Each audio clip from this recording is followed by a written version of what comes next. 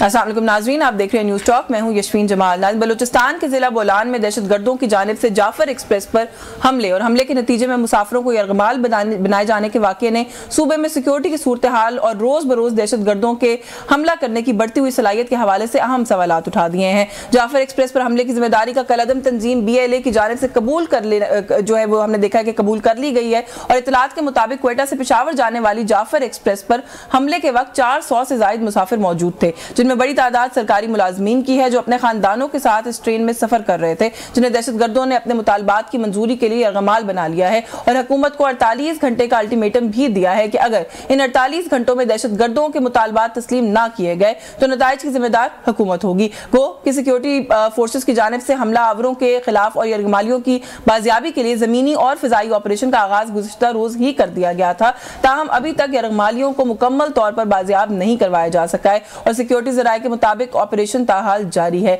ज़राए के मुताबिक गुज़िश्ता रोज शुरू होने वाले इस ऑपरेशन के नतीजे में अब तक 150 से ज़ायद मुसाफिरों को हमला आवरों के चुंगल से छुड़ाने के साथ 2 दर्जन से ज़ायद दहशतगर्दों को हलाक भी कर दिया गया है। सिक्योरिटी ज़राए के मुताबिक यरगमालियों के दरमियान खुदकुश हमला आवरों की मौजूदगी की इत्तला के बायस जारी ऑपरेशन में एहतियात से काम लिया जा रहा है। बलूचिस्तान में सिक्योरिटी की सूरत हाल के हवाले से मुल्क भर में पहले ही तशवीश पाई जाती थी, लेकिन दहशतगर्दों की जानिब से ट्रेन पर हमला करके मुसाफिरों को यूं यरगमाल बनाए जाने का ये पहला अनोखा और गौर तलब वाकया है जो इस बात की जानिब इशारा करता है कि आए दिन सूबे में दहशतगर्द मजबूत हो रहे हैं और उनके हमले करने की सलाहियत में इजाफा, जबकि हुकूमत की इनसे आजमाओ होने की सलाहियतों पर संजीदा सवालात उठ रहे हैं। बलूचिस्तान में अमन अमान के हवाले से ऑपोजिशन अगर हुकूमत से सवाल करे तो वज़ीर आला बलूचिस्तान सरफराज बुगटी ऑपोजिशन के खदशात को प्रोपेगेंडा करार देते हुए ऑपोजिशन को इस मामले पर सियासत करने से मना करते हैं, जबकि वफाकी वज़ीर दाखिला मोहसिन नकवी इन दहशतगर्दों को एक SHO की मार करार देते हैं। लेकिन हम ये देख रहे हैं कि जो जैसे मैंने पहले कहा कि एक ऐसा वाकया जो कि पहले नहीं हुआ पाकिस्तान में, जब वो हो जाता है तो फिर उसके बाद जो हम सवालात पूछते हैं, मुझे ऐसा लगता है कि फिर उसके कोई अच्छे खातिर खा जवाबात भी इन लोगों के पास मौजूद नहीं है। अनफॉर्चुनेट सिचुएशन है, दुनिया का हम लोग सेंटर ऑफ अटेंशन है इस वक्त for all the wrong reasons. हमारे लिए एक बहुत बड़ी एक ह्यूमन ट्रेजेडी वहाँ पे अनफोल्ड हो सकती है, खुदा ना खास्ता। लेकिन लाइक आई सेड के जो सूबे की प्रॉब्लम्स हैं उनके तरफ हमने देखा कि हिस्टोरिकली भी उस तरह की तवज्जो नहीं दी गई और अब भी सूबे से आवाज़ें उठ रही हैं कि अगर पहले इन मामलात को देख लिया गया होता तो आज नौबत यहाँ तक ना आती। कुछ इशूज़ हैं, इन पर बात करेंगे। हमारे साथ इस्लामाबाद स्टूडियोज़ में मौजूद है वज़ीर मुमलिकत बराए मजहबी उमूर नून लीग के सीनियर रहनुमा खेलदास कोहिस्तानी साहब ने ज्वाइन किया, बहुत शुक्रिया सर आपका। आपके वक्त के सीनियर रहनुमा पाकिस्तान तहरीक इंसाफ के मोहम्मद अली सरफराज साहब ने हमें ज्वाइन किया, सर बहुत शुक्रिया आपका भी। आपके वक्त के लिए कोहिस्तानी साहब, सर पहला अपनी नौयत का वाकया, ट्रेन को इस तरीके से ट्रेन में बैठे हुए लोगों को यरगमाल, ट्रेन के ट्रैक्स को उड़ा दिया जाना, इस तरह के मामला तो होते रहे पाकिस्तान में, ये पहली दफ़ा हुआ है।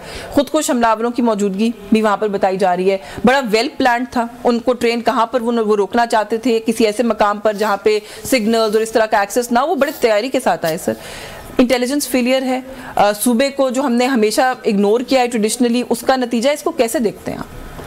बहुत शुक्रिया।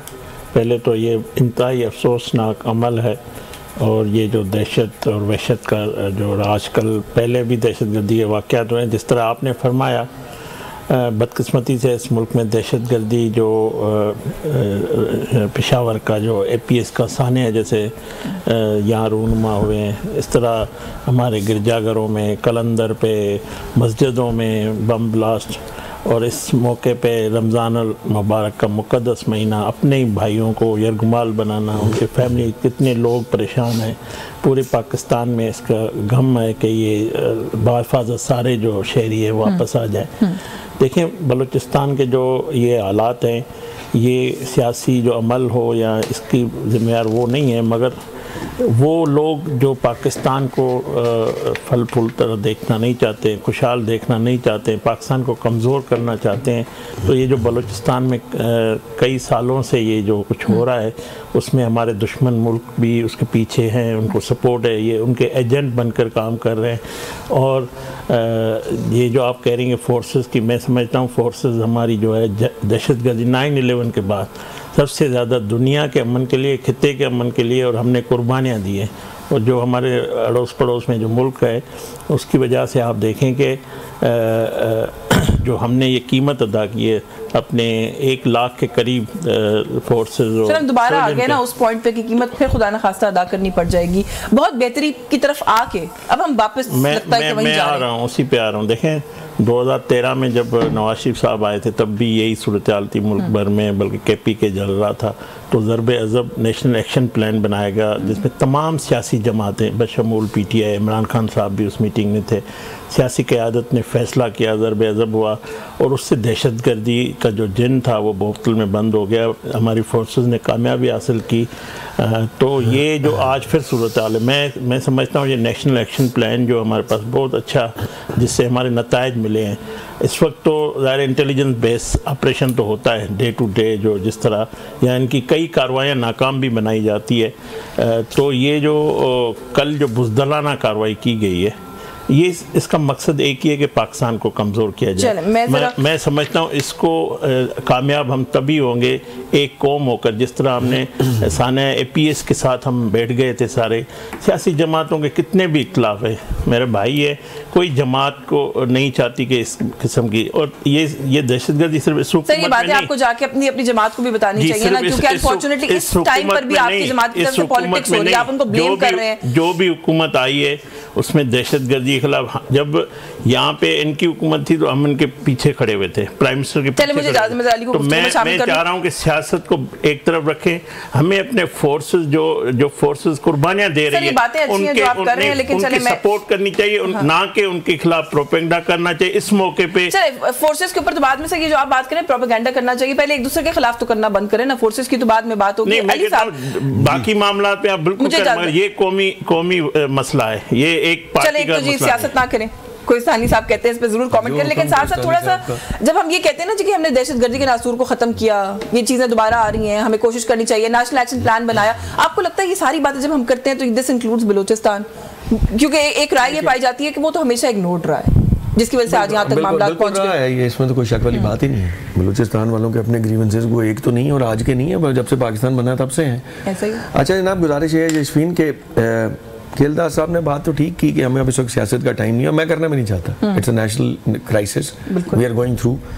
बड़ी तकलीफ हो रही है खबरें देख के। अभी थोड़ी देर पहले मैंने देखा है रॉयटर्स के मुताबिक, रॉयटर्स कह रहा है कुछ फिगर्स हैं जो कि 217 हॉस्टेजेस हैं जी, 48 आवर्स का मजीद ब्रिगेड ने आपको टाइम दिया हुआ है और उसमें कहते हैं कि जी हम ये बंदों को मार देंगे खुदा ना खास्ता। अगर आपने हमारे मिलिटेंट्स जो पहले कैप्चर किए वो ना छोड़े और उन लोगों के साथ दहशतगर्द वो जैकेट्स पहन के बैठे हुए, क्या गुजर रही होगी उनकी फैमिलीज को के ऊपर। हमारा दिल खून के आंसू रो रहा है और हमारे बच्चे हैं, वो हमारी फैमिली है। बिल्कुल हमें तो बर्दाश्त से बाहर हो रहे हैं ये हालात कि हम अपने मुल्क को ले कहाँ पे गए। अगली खबर अभी यहाँ स्टूडियो में आने के बाद जो पता लगी, BBC की न्यूज आ गई कि 200 coffins being moved to this place from Quetta. क्या देखना रह गया इसके बाद। हमें आप समझते कि बात इसमें यह है कि अच्छा आज कौमी असम्बली के अंदर उमर अयूब साहब ने बड़ी अच्छी तकरीर की, बड़ी खूबसूरत तकरीर की। I must appreciate that, it was a very logical speech और बड़ी चीज़ें उन्होंने कवर की उसके अंदर। सबसे पहले तो आज जब हम असेंबली में गए, मैं आपको थोड़ा सा हवाल बता दूँ वहाँ का। खेलदार साहब तो पता नहीं आज आए थे कि नहीं आए थे, आए थे। बलूचिस्तान पर बात करने की इजाज़त नहीं दी गई and hence we walked out.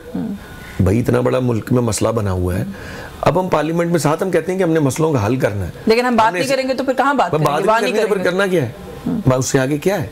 We walked out, हम जाके लॉबी में बैठ गए। उसके बाद फिर जब उमर अयूब साहब की तकरीर हुई इस वक्त पर हम दोबारा आए और उन्होंने कहा उसमें कि ये जो गुफ्तगू मैं अब कर रहा हूँ अपनी तकरीर में, अभी से 1.5 घंटा पहले, इस वक्त तो 1-1 मिनट काउंट कर रहा है, 1.5 घंटा पहले ये बात होनी चाहिए थी। अगर पार्लियामेंट में कुछ जरा सी भी सीरियसनेस होती तो we would have been allowed to talk on that. अब ये इशू था उसमें। मुझे ये बताइए सरदार अख्तर मेंगल साहब का tweet my god, it is unbelievable. Sardar Akhtar Mengal साहब ने ट्वीट में लिख दिया कि 1 इंच बलूचिस्तान का आपके कब्जे में नहीं, रियासत के कंट्रोल में नहीं है। मुझे तो नहीं पता, वो कह रहे हैं वहाँ पे ही इज अ लोकल। वो असेंबली से भी इसी तरह नाराज होके गए थे, बहुत सारे इश्यूज को हाईलाइट करते रहे, किसी के सर पे जूं नहीं रिंगी, किसी ने नहीं उस वक्त पूछा।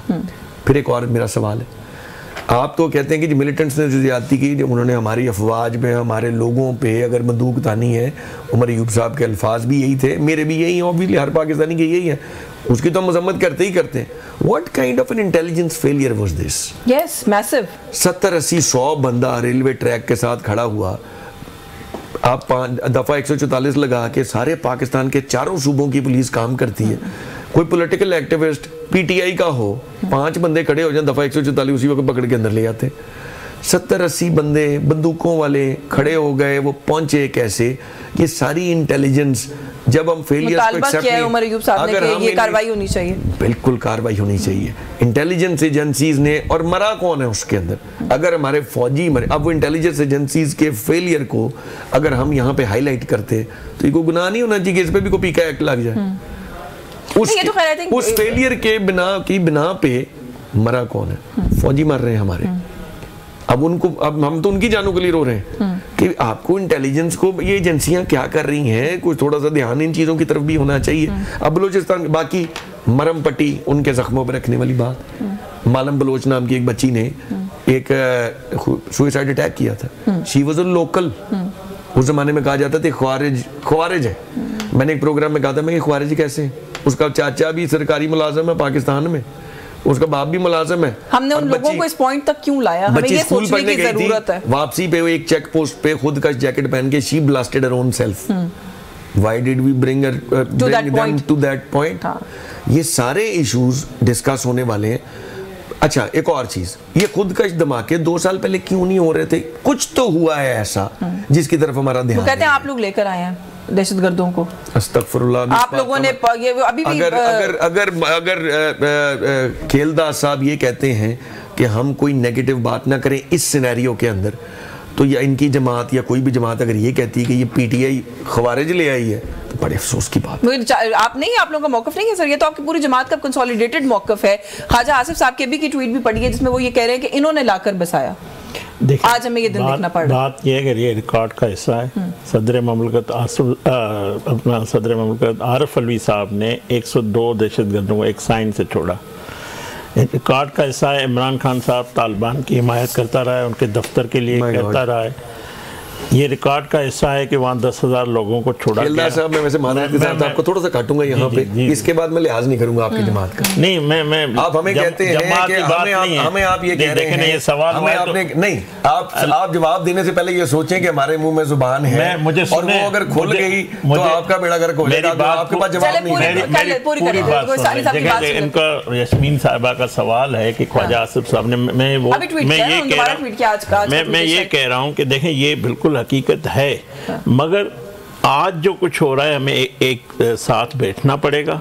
सर वैसे भी बीएलए टीटीपी इनको भी वैसे अलग करके देखने की जरूरत है। एक तो ये बात भी है ब्लैंकेट आप उसको नहीं कर सकते किसी के दहशतगर्द ये लेकर आए, लेकिन मेरा एक सवाल है, लेकिन ख्वाजा आसिफ साहब की खुद नहीं, लेकिन एक ख्वाजा डील कर लें पहले। ख्वाजा आसिफ साहब का बतौर वजीर दिफा खुद उनकी तस्वीर मौजूद है जहां पर वो उन मीटिंग्स का हिस्सा रहे हैं कि टीटीपी को पाकिस्तान में वापस लाके कैसे सेटल करना। नहीं, मुझे ये बता, आप लोग भी तो हिस्सा रहे हैं, मुझे बता इनको कैसे इल्जाम लगाते हैं? मुझे देख, मुझे ये मेरी बात सुने, ये जो पीटीआई की सोशल मीडिया, इवन इनका जो अपना ऑफिशियल अकाउंट है, कल जो ट्वीट हुआ है वो आप पढ़ लें। आपकी सारी कैंपेन फोर्सेस के खिलाफ है, सारी फोर्सेस के खिलाफ है। यार मुझे आप ये बताएं, 2 साल पहले जब हमारी गवर्नमेंट थी उस वक्त ही बम ब्लास्ट क्यों नहीं हो रहे थे? अगर हम इतने बुरे थे तो हमारे होते हुए ना उस वक्त कोई दहशत, कोई 2 साल में एक अटैक नहीं हुआ। आप आए बलूचिस्तान में वाकया नहीं हुआ, आप रिकॉर्ड कैसा निकाले? दहशतगर्दी खान साहब के दौर में कई दहशतगर्दी के वाकया, एक दिन नहीं गुजरता था ये दहशतगर्दी एक हुकूमत का चैलेंज नहीं है कि हमारी हुकूमत में, आपकी हुकूमत में नहीं है। मैं जब हम कह रहे हैं, मुझे से एक बात बता दें जो बात अभी अली भी कर रहे थे कि अगर इंटेलिजेंस फेलियर हुआ है, जो कि हुआ है, मेरा ख्याल उसको कौन डिनाई कर सकता है? हाँ, उसको क्या उसकी इंक्वायरी का मुतालबा करना गलत है? मेरी बात सुने, मैं जब कह रहा हूँ कि हम हालत जंग में हमारे फोर्सेस की कुर्बानियों को आप जो उनके जज्बे को बढ़ाने के बजाय उनसे सवाल आप कर सकते नहीं, मेरी बिल्कुल गलत बात नहीं, फोर्सेस का जज्बा, फोर्सेस आपकी अकेले की नहीं, आप फोर्सेस के साथ क्यों रवैया कर रहे हैं? आप हमें हमारी मुखालफत करें ना, हमारे सियासी अमल की, हमारी पॉलिसीज की करें। आप जो की बात कर रहे हैं, मैं तो बात ही बड़ी सिंपल कर रहा हूं। जिनके जवानों जो जवान शहादतें दे रहे हैं, अभी आप मुझे बताएं किसके दुख का इजहार किया है? कल से जो ऑपरेशन हो रहा है उनकी जिम्मेवारी है वो शहरों को, उन शहरों को महफूज निकाल के बाहर निकालना। जैसे बाकी भी तो आए हैं ना, उन्होंने कामयाब हुए, उस कामयाबी को आप अप्रिशिएट नहीं कर रहे। जो बकाया रहते हैं उनकी पूरी एक जान, हमारे एक शहर पाकिस्तानी की जान कीमती है, उस फोर्सेस की कुर्बानियों, उनकी जद्दोजहद, दुनिया में आप मुझे बताएं दुनिया में ऐसी कोई टेक्नोलॉजी नहीं है जो बमबार को रोक सके। दुनिया में ऐसी कोई टेक्नोलॉजी नहीं। मेरी बात सुने, बमबार जो है, बमबार हो जो जिनकी हालत जंग में हो, जहाँ पे हजारों की तादाद में दहशतगर्द कार्रवाइयां हो, वहां पे मैं कहता हूँ कई ऐसे दहशतगर्दी के मंसूबे नाकाम बनाए गए। आप उनको भी अप्रिशिएट करें, मगर उसका मकसद नहीं है कि मुझे ब्रेक लेनी सर, आप अप्रिशिएट भी करें, आप इजहार अफसोस भी करें, हम मजम्मत भी करते हैं सर, लेकिन साथ साथ ये नहीं कह सकते कि इन सब के दरमियान अकाउंटेबिलिटी नहीं होगी। हम ये तो अकाउंटेबिलिटी इदारा करेगा, मैं आप यहाँ टीवी पे नहीं करेंगे, वो इदारे का काम है, जो भी उनके अंदर कमजोरी होगी वो खुद ही देखेंगे। एक ब्रेक का वक्त हो रहा है सर, व्यूअर्स एक ब्रेक का वक्त हो रहा है, हमारे साथ रहिए। तो ऐसे बात करने से भी डरते हैं। जी वेलकम बैक नाज़रीन। मेरे को जाने से पहले हम बात कर रहे हैं जो जाफर एक्सप्रेस का एक अनफॉर्चुनेट इंसिडेंट हम देख रहे हैं कि हो रहा है। वो कहते हैं जी आप अली साहब जो कोहिस्तानी साहब का पॉइंट था ब्रेक पे जाने से पहले, वो कहते हैं आप प्रोपेगेंडा ना करें इस टाइम के ऊपर। देखिए मुझे ये प्रोपेगेंडा है, अगर आप प्रोपेगेंडा नहीं, बिल्कुल कोई प्रोपेगेंडा नहीं है, कुछ नहीं है, एक हकीकत है, एक जंग मुल्क में लगी हुई है। लेकिन नेशनल क्राइसिस में नेशनल यूनिटी भी नजर आनी चाहिए। नेशनल यूनिटी हम कहां जाके दिखाएं? कौमी असेंबली के अंदर आज while this is happening in Balochistan, हम कह रहे हैं उस पर बात करो, नेशनल यूनिटी हम जाके अपने घर में वो कोई टिफिन कोरियर खोल के आपस में जलेबियां बांट के करें। Where do we show the national unity? What is a better platform than the National Assembly of Pakistan? जहां आज हम वहां से उठ के गए हैं, बात ही कोई नहीं सुन रहा। भाई हम क्या कह रहे हैं कि भाई जवान मर रहे हैं, खुदा के वास्ते let's talk about it, it's a situation of crisis. President of Pakistan को भी बुला ले, प्राइम मिनिस्टर को भी बुला ले, सारी काबीना को भी बुला ले, सारे एमएनएस को भी बुला ले, सेनेटर्स को भी बुला ले, सारे सर जोड़ के बैठे। हम तो कह रहे हैं भाई आज लड़ाई छोड़ दो। बिल्कुल, मैं तो कह ही रहा हूं, ये मिसअंडरस्टैंड कर रहे हैं खेलदास साहब। अच्छा इन्होंने ऊपर से जो कमाल की बात की, वो जी सारे ये जी इदारे करेंगे जी, इदारों का, भाई इदारों का नाम लेने से आप डरते क्यों? मेरा इदारा आपसे ज्यादा है। बात सिंपल इतनी, इदारे के लोग भी मेरे हैं, इदारा भी मेरा ही है, जो जाने फौजियों की गई हैं, फौजी भी मेरे ही मुल्क के हैं। मैं अगर सिर्फ इतनी बात कर रहा हूं कि आप अपनी इंटेलिजेंस को इंप्रूव करें और राइट डायरेक्शन में चीजों को करें, तो ये इदारे की भी इसमें बेहतरी। और मैं एक पाकिस्तानी होने के नाते बात कर रहा हूं, इसका मकसद इदारे पे क्रिटिसिज्म नहीं है। चले अकाउंटेबिलिटी की बात है, कोई अकाउंटेबिलिटी की बात देखें, अकाउंटेबिलिटी अगर मेरी हो सकती है, आपकी हो सकती है, तो ये इतने बड़े लैब्स में जो भी इन्वॉल्व है एक तो उसकी भी हो सकती है। दूसरा सर रेत में सर देने से मसला खत्म हो जाता है। उमर अयूब साहब ने कुछ दिन पहले ये बात इन सो मेनी वर्ड्स बोली कि बहुत सारे 7 अजला का नाम भी लिया। उन्होंने कहा कि बलूचिस्तान में जहां पर कोई रिट नहीं है गवर्नमेंट की। सरफराज भुट्टी साहब ने आगे कहा कि ये एंटी नेशनल बात है, ये मुल्क दुश्मनी कर रहे हैं, इनको तो गिरफ्तार हो जाना चाहिए। सर आज आपके सामने है, अब उन्हें गिरफ्तार करेंगे। आज उन्होंने ट्वीट किया खेलदास साहब, पीडीएम में आपके साथ रहे senior politician.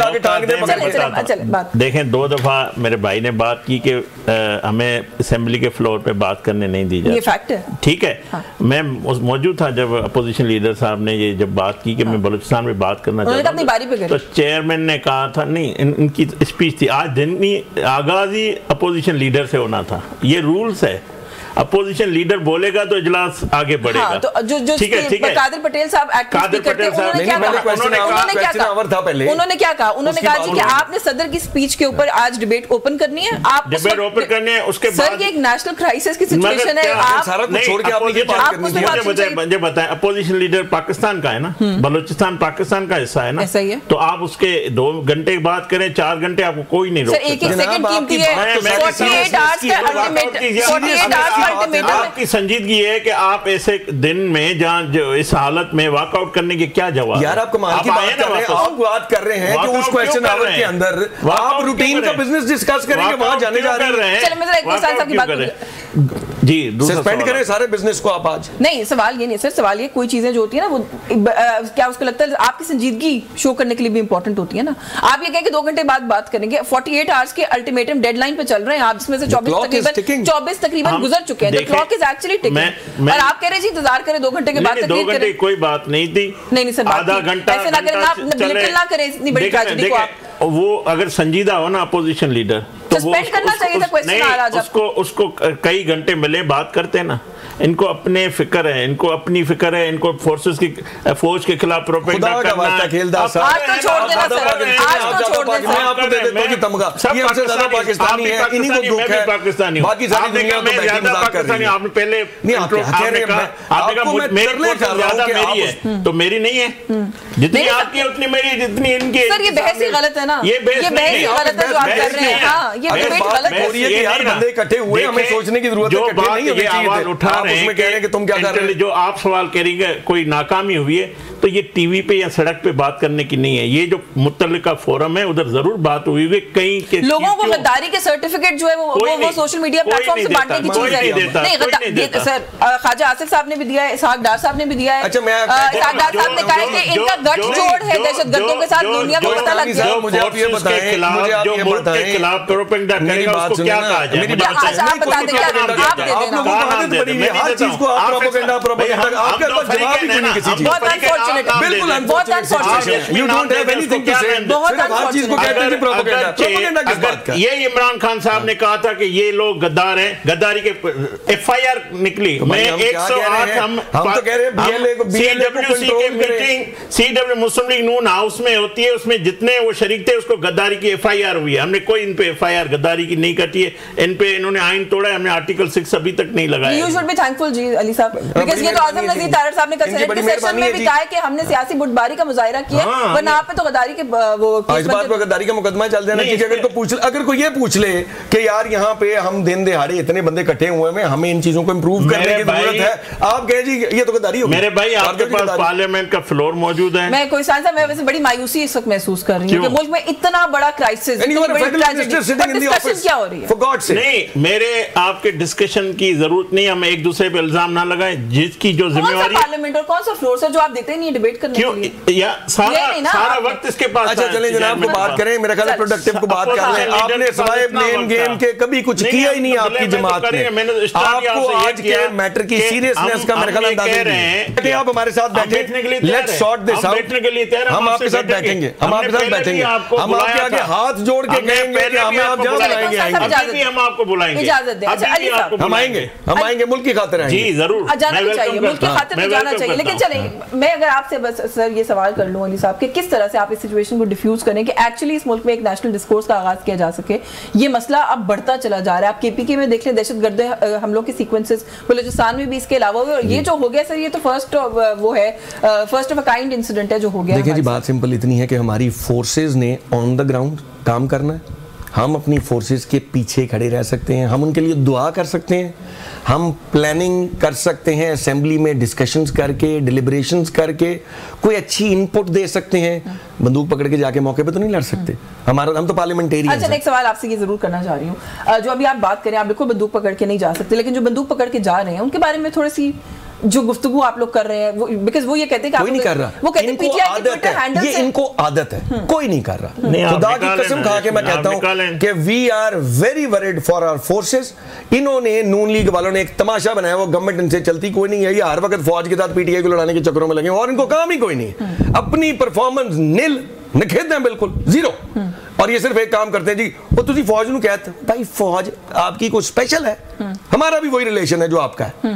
What is this? नहीं, वो कहते हैं आप लोग तो उनके खिलाफ आजकल बात ये कहते हैं, वो इसलिए कहते हैं कि आपका लीडर इनके पास और है आप लोगों को एंटी एस्टैब्लिशमेंट इस वक्त जनाब, ये कुछ नहीं है, ये सिर्फ एक ड्रामा है। फाइनेंशियली ये लोग करप्ट हैं, इन्होंने इस मुल्क का बेड़ा गर्क किया है। ये बिल्कुल हारे हुए लोग असेंबली में बैठे हुए हैं, मुसल्लत शुदा हैं और ये तबाही फेर रहे हैं इस मुल्क की। और ये सिर्फ अपनी तवालत देने के लिए ये चाहते हैं कि इदारों को, सियासी जमातों के साथ लड़ाई जाके। अच्छा, जिस ट्वीट का वैसे आप जिक्र कर रहे हैं ना, कोई सांसद मैंने भी देख लिया, वो अगेन इंटेलिजेंस एजेंसियों के ऊपर बात की है उन्होंने। उस ट्वीट के अंदर भी उन्होंने कहा जी कि उनका फेलियर है। तो ये फेलियर को तो नहीं डिनाई कर सकते ना। जब भी कोई टेररिस्ट इंसिडेंट होता है, जब भी कोई सिक्योरिटी लैप्स होता है, फेलियर तो सर कहीं होता है ना। ये तो एक बेसिक सी बात है। मेरा प्रोग्राम अगर आज ऑन एयर नहीं जा सकेगा तो हमारी टीम में से किसी का फेलियर तो होगा, वो तो मानना पड़ेगा। देखें, मैं बार बार ये कह रहा हूँ कि हम हालत जंग में है। केपीके में इनकी हुकूमत मानते हैं आप क्या हालते जंग में? जी बिल्कुल नहीं मान रहे थे ना आपके चीफ मिनिस्टर 2 दिन पहले भी नहीं मानते। वो कहते अरेस्ट करें केपीके में किसकी हुकूमत है? उनका चीफ एग्जीक्यूटिव कौन है? ये उनकी जिम्मेवारी कोई नहीं है। जिम्मेदारी है, उन्होंने कोई पूरी की है? क्या जिम्मेदारी नहीं, आप मुझे बता देना। बॉर्डर एडजेसेंट एरियाज में कंट्रोल आपका है सर, विफाक का है, उनका नहीं है। वहां से दहशतगर्द अंदर आके इन्फिल्ट्रेट कर रहा है। आपका पहला इनकी बड़ी मेहरबानी है, इन्होंने वफाक को बरी जिम्मा नहीं कर लिया केपीके से। हम तो कह रहे हैं ना, कह दें कि जो जिम्मेवारी है वफाक के साथ खड़ी होगी। और इस वक्त हमें नेशनल एक्शन प्लान के तहत सूबों और वफाक को मिलकर दहशतगर्दी के खिलाफ जवाब मिलाएगा। बिल्कुल करना चाहिए, मिलाने वाला नहीं है, बिल्कुल करना चाहिए। कौन मिलाएगा? हमने कई दफा पहला कदम आपको लेना पड़ेगा। आप हमें दहशतगर्द लेना पड़ेगा। इनके चीफ मिनिस्टर का रवैया, मुझे तो हैरत होती है। चीफ मिनिस्टर केपी के रात को नींद कैसे आती है, जिनके शहरी 5 बजे वहां निकल नहीं सकते।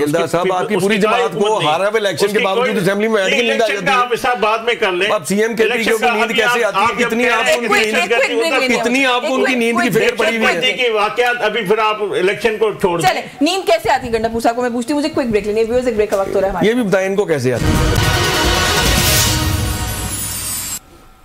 जी वेलकम बैक नाज़रीन। बिल्कुल जाने से पहले कोई सानी साहब जो बात कर रहे थे सर, अली साहब, वो कहते हैं जी नींद कैसे आती है, वो चले फिर अगेन एक पॉलिटिकल वो स्टेटमेंट होगी, लेकिन मोर और लेस यही कुछ बातें गवर्नमेंट की तरफ से की जा रही हैं कि आपके पास जिस सूबे में हुकूमत है वो खुद टेररिज्म से अफेक्टेड है, लेकिन आप लोग संजीदगी नहीं है। वो कहते हैं जी आप लोग काम करना ही नहीं चाहते, आप रियल इशूज पे बात ही नहीं करना चाहते। आप संजीदगी शो करें ना सर, ताकि किस तरह यकीन दिलाएं कि हम बलूचिस्तान और केपीके के हालात पे बहुत संजीदा है। इनको यकीन नहीं आ रहा।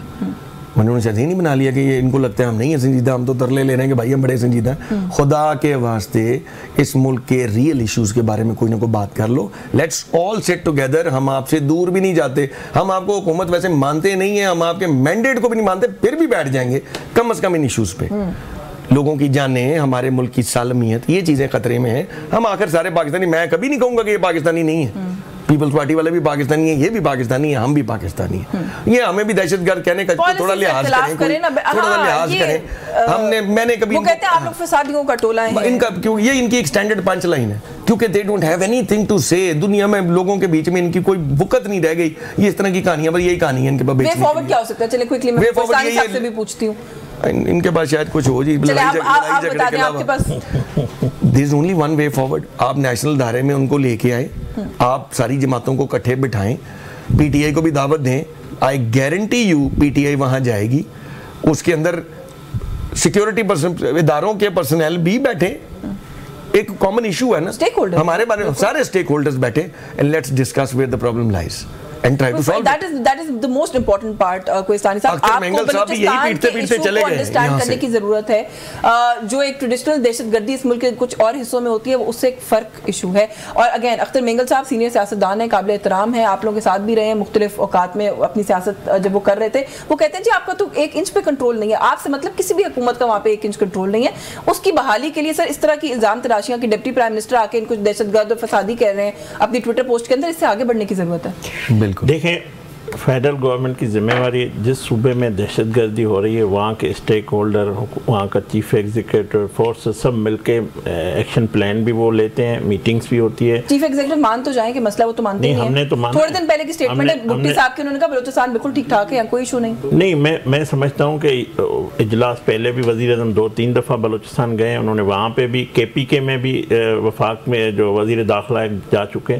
तो हमें सबको, मैं यही इंट्रो में मैंने कहा, इस वक्त हमें किसी किस्म ऐसे दूसरे बहस को छेड़ना या इल्ज़ाम लगाना, सिक्योरिटी जो है फेल्यूर को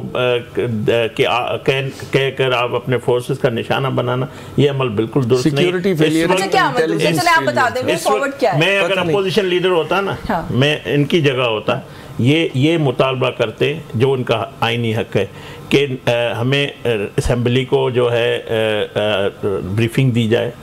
आप डिमांड कर सकते हैं, आप ये नहीं कह सकते कि आपका फेल्यूर है, आप ये कहें कि हमें बताया जाए, हमें बताया जाए। देखें, ये ऐसी जो इंफॉर्मेशन होती है जो इन कैमरा होती है, ये आप टीवी पे या इस किस्म की गुफ्तगू नहीं कर सकते मेरे भाई से और सबसे मीडिया से। इसमें हमें जो है ना संजीदा और जिम्मेवाराना किरदार अदा करना होगा।